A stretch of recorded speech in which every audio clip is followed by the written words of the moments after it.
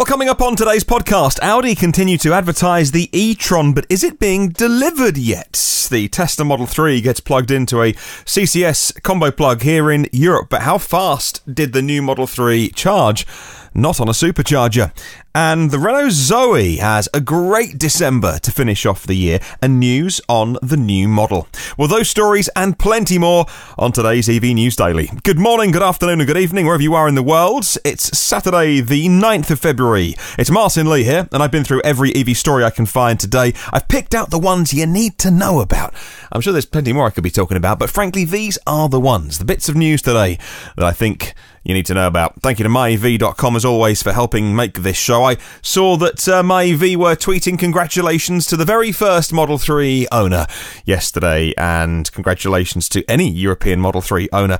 The first few thousand now getting into the hands of early reservation holders. Well, myev.com is the world's first marketplace about buying and selling EVs. I wonder how many of those new Model 3 drivers in Europe will be trading in their existing EV. If only we had my EV here, they could use it. It's in the USA for now, so make the most of it.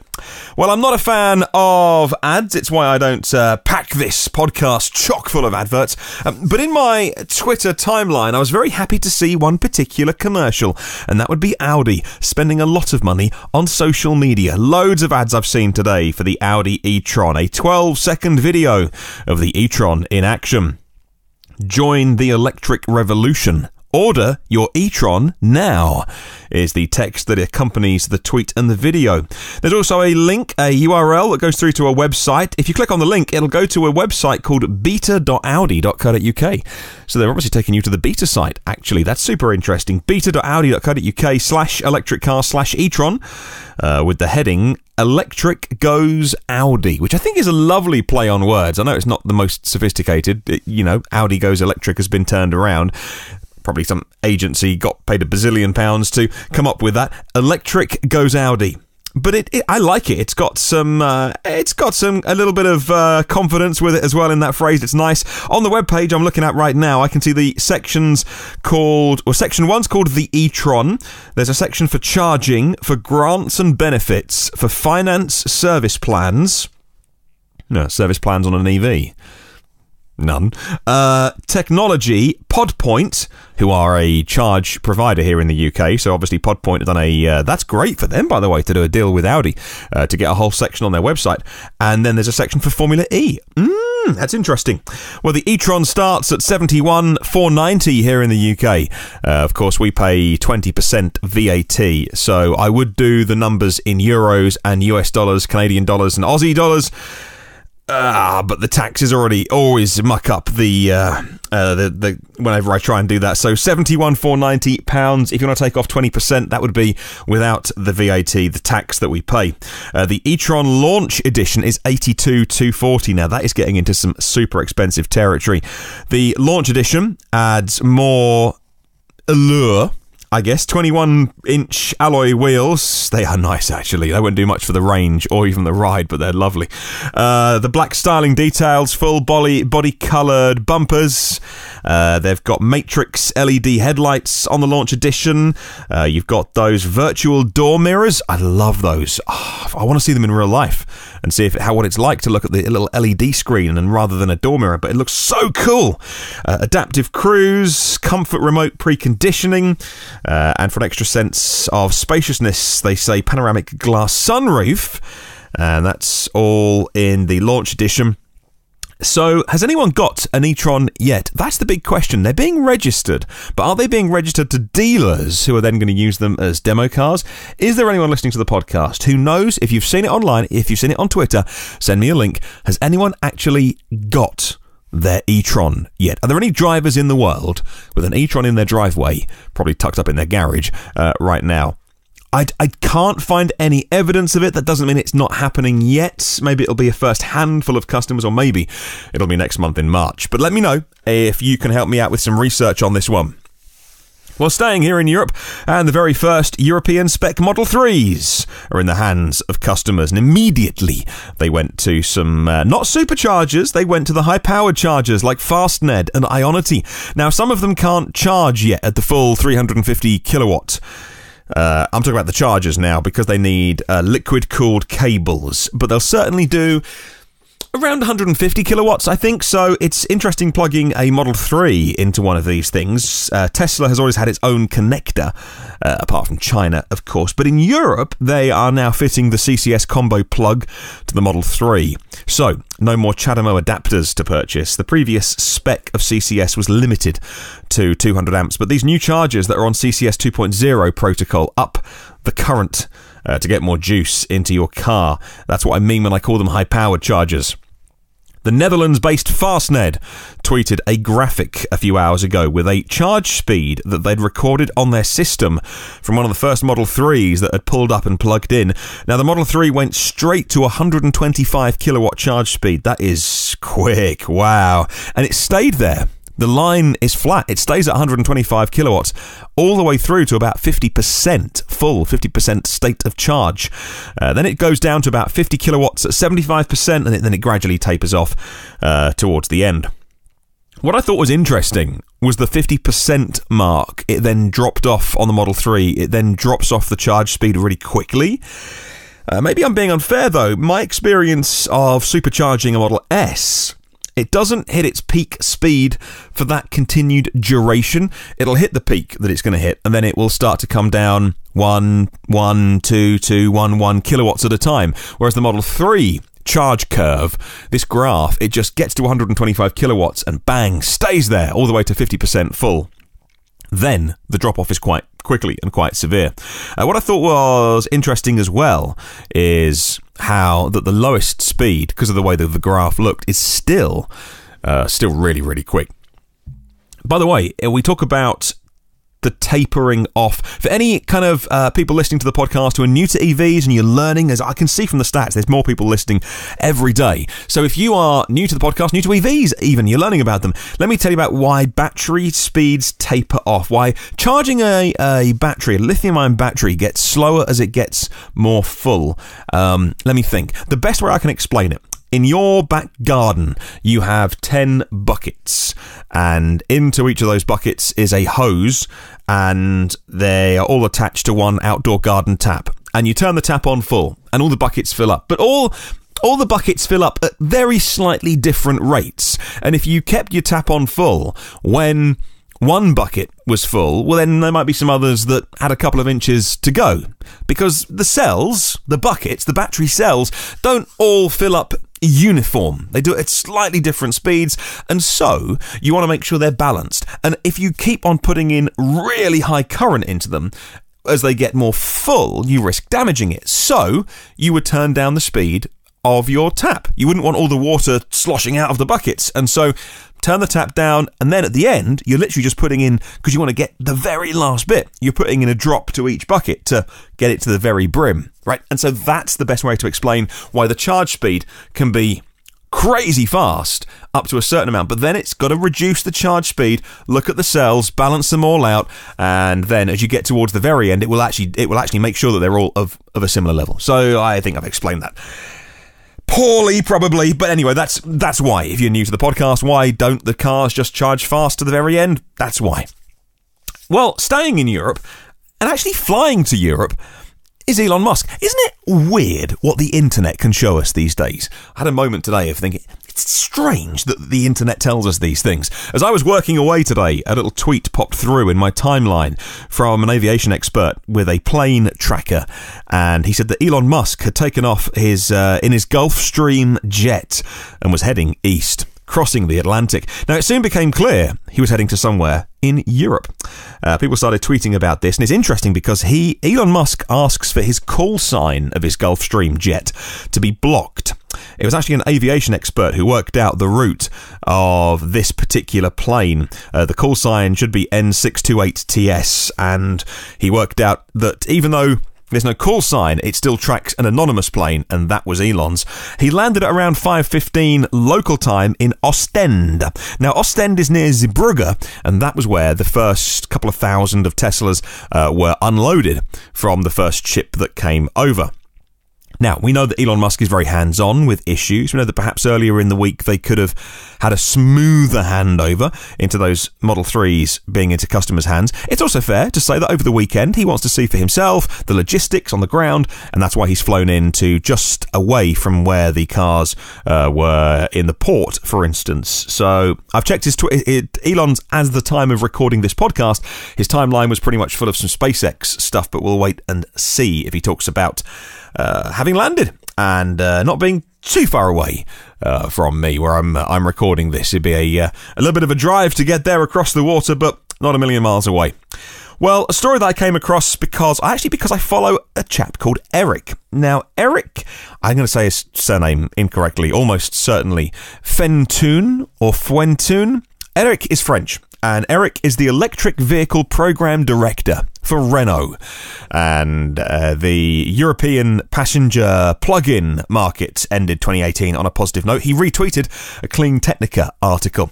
Here in Europe, we did about 40,500 units in December of plug-in cars. That's 386,000 deliveries across the year. The Zoe was the December winner, 5,382, just over 5,000 Zoes delivered in December, well ahead of the Nissan Leaf, the I-Pace and the Any Tesla, but we'll wait and see what the Model 3 effect has on that, whether they can, the Model 3 can have more than 5,000 handovers in a single month in February or March. It'll go straight to the very top of the charts if it does.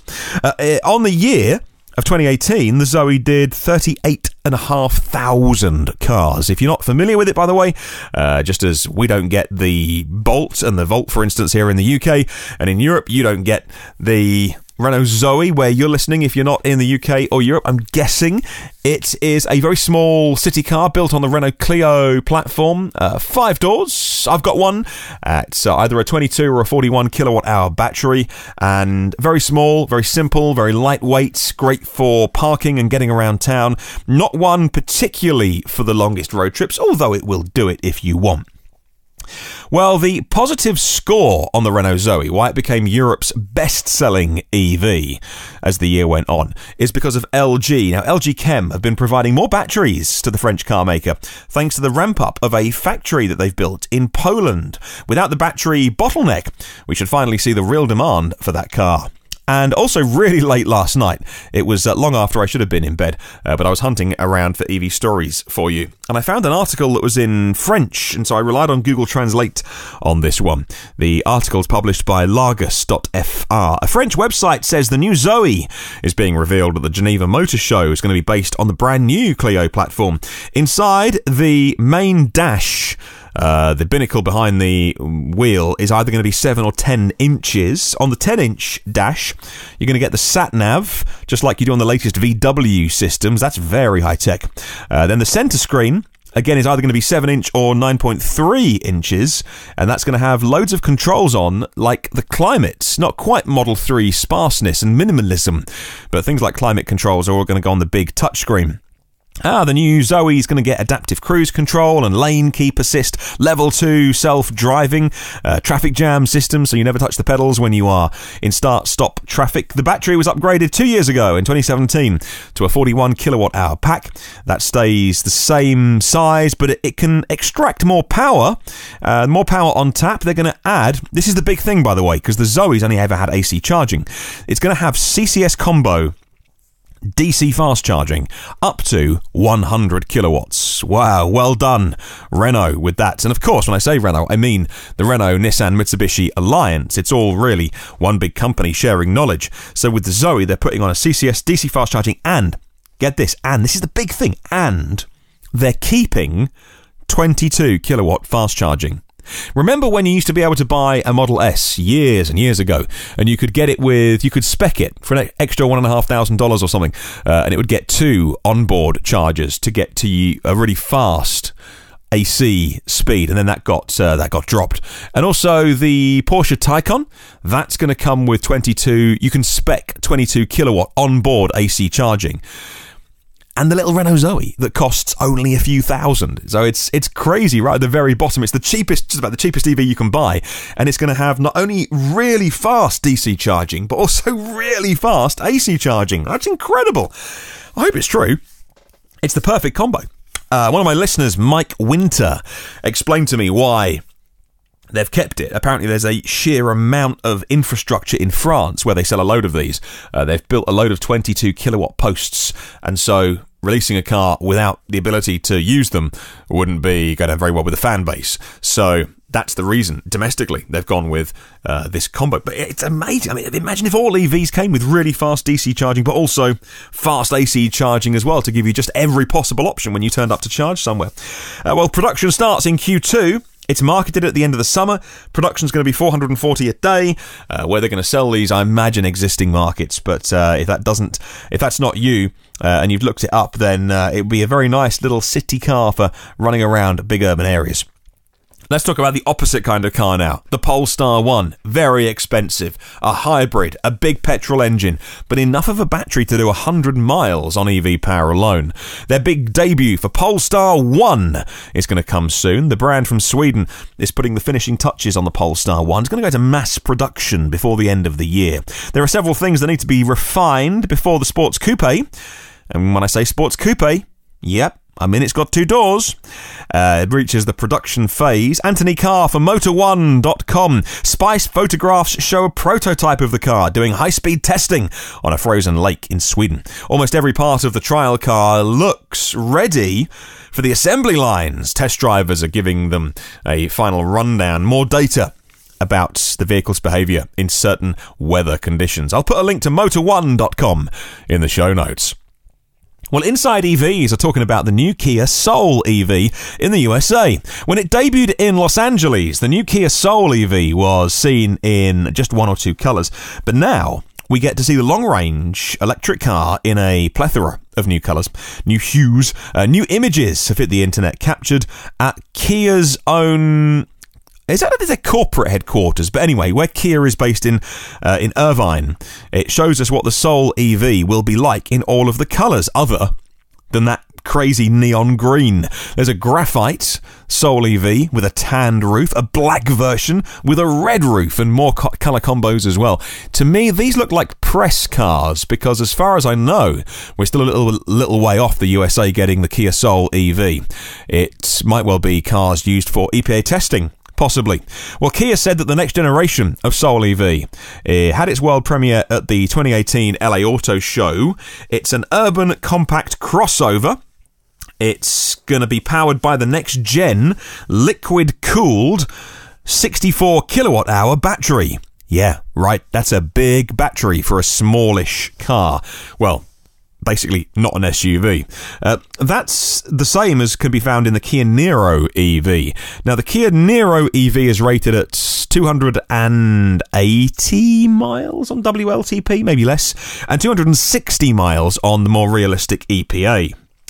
Well, considering that the current Soul EV has got less than half that pack, it's got a 30 kilowatt hour pack, that is EPA rated at 111 miles. This new 2020 model year Soul EV with its bigger pack could well do 240 if you think about it, maybe even more. Sadly, since it's Kia, it's going to be limited in the US, so availability is going to be an issue. The 2020 Kia Soul EV is going to have a 201 horsepower motor, and the new battery is currently being tested for its EPA range. Results expected soon, and that'll be announced at a later date. The curb weight, by the way, the curb weight of the Soul EV, this was in one of the commenters actually on Inside EVs. This is me stealing their knowledge. The curb weight of the Soul is a lot less than the e-Niro, but also it looks less aerodynamic. So let's wait and see what the EPA range is. I wouldn't be surprised, given that EVs are so dependent on weight, if it actually goes a little bit further with the same battery pack. I'll put a link to Inside EVs in the show notes. Well, even though the Tesla Model 3 was approved for sale in Europe, it turns out the original approval for Autopilot wasn't included, according to Inside EVs, who then updated their article mid-morning to say Tesla has now gained European approval for Autopilot. The approval for the feature arrived early today from the Netherlands Vehicle Authority, the RDW.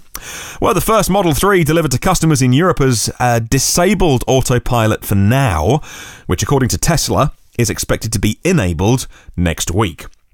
A separate approval will be issued for that. The slight delay between the sales and Autopilot is apparently caused by this need for an additional test because the hardware in Autopilot Model 3 is different to the hardware in Autopilot S and X. Meanwhile, Tesla has opted to offer enhanced Autopilot as standard in China. If you look at the Tesla order pages in China, enhanced Autopilot now comes as standard. The offer appears to be available only for the Model 3, though, not the S and the X. The pages for the S and the X still list the driver assist suite as about $6,800 more. According to Simon at Teslarati, the inclusion of enhanced Autopilot is available for Model 3 orders in China, meaning even reservations for the long-range rear-wheel drive version, the most affordable version in China, includes the driver assist suite, all as part of the price. They're not getting a bargain, though, because those tariffs, those import tariffs, do put the price up. Well, that's our news for today. Thank you very much for listening. As always, if you're a regular listener to the podcast, thank you so much. If you are a regular listener, have you chipped in with your thoughts on question of the week? I'd love you to email me with your answer to this. As always, set by myev.com. Here's your question. Which incentives, apart from the ones on offer already where you live, which incentives do you want to see implemented by automakers and dealers to promote EVs? You can email me, hello@evnewsdaily.com. Leave a comment in the Facebook and YouTube uploads. Put the audio on YouTube if that's easier for you. And also on myev.com. There are 178 people who support the show on Patreon, and I'd love to add your name to the list. Go to patreon.com, patreon.com/evnewsdaily. You see my ugly face looking at you, my face for radio, staring back at you, and then it'll tell you all about if you want to support the show, but absolutely no pressure. I'll make this anyway. If you want to catch up with any previous episode, 382 of them are now online to download for free, and you can get all the future episodes by hitting subscribe on your favourite podcast app. Say hi on the socials by searching EV News Daily. Have a wonderful day. I'll catch you tomorrow.